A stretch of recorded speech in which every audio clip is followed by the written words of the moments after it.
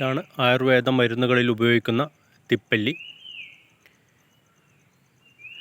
June July മാസങ്ങളിൽ തളിരിടുകയും August September മാസത്തിൽ വിളവെടുക്കാൻ പാകമാവുകയും ചെയ്യും. പാകമാകുന്നതോടുകൂടി ഇരുണ്ട പച്ചക്കളറും അതിനുശേഷം പഴുക്കുന്നതോട് റെഡ് കളർ ചുവന്ന രൂപത്തിൽ പഴുക്കുന്നതായിരിക്കും. പഴുത്ത തിപ്പല്ലി ഇതുപോലെ ഉണ്ടാവും.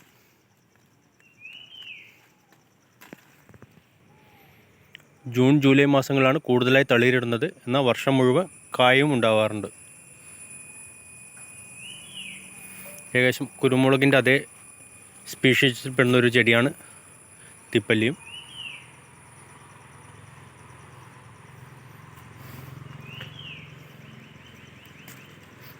ഇതുപോലെ പറിച്ചെടുത്ത കായകൾ വെയിലിനിട്ട് ഉണക്കി സൂക്ഷിക്കാവുന്നതാണ്. മാർക്കറ്റിൽ 700 രൂപ വരെ കിലോയ്ക്ക് ഉണക്ക തിപ്പല്ലിക്ക് വിലയുണ്ട്.